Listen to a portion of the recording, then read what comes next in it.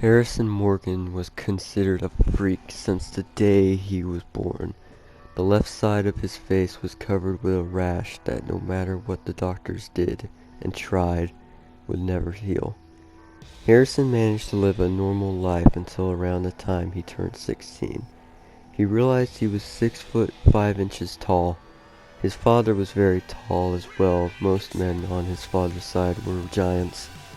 Harrison did not let it bother him, but the other students at his high school let it bother them. "Monster," they shouted over and over again. By the time he was a junior, Harrison had had enough. He ran away from home and he needed money and quick. He only had one thought on his mind: the circus. Morgan was picked up by a traveling circus in his area. His giant size made him a huge draw to the crowds across the country. He was presented as the giant of giants and was built like it. Every night after a show, Harrison would help the crew put away the equipment. Lifting the heavy gear allowed him to get a physique most men could only dream of. Morgan would make numerous friends in the circus, including Charles Frank, the son of the man who gave him a job.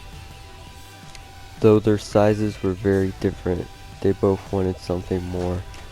Charles was a clown in his father's circus. He wanted to be a wrestler. He even paid for lessons behind his father's back. Morgan, however, wanted nothing more than to be a clown. Since the day he stepped foot in the circus, he wanted nothing more than to cover his face with face paint, to cover his rash, to feel like he was normal. The two bonded over this, spending their free time at gyms and places they would travel to with the circus. Charles would teach Harrison how to wrestle.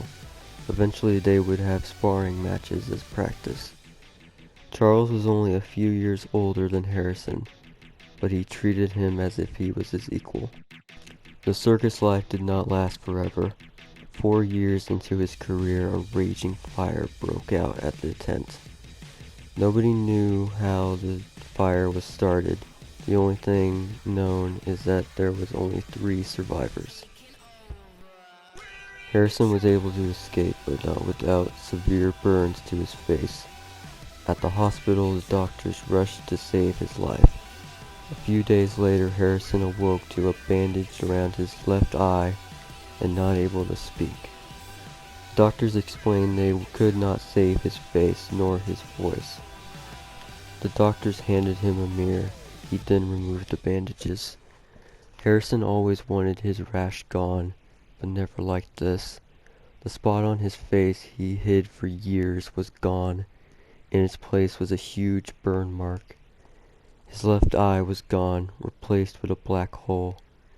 A few days later he walked out of the hospital.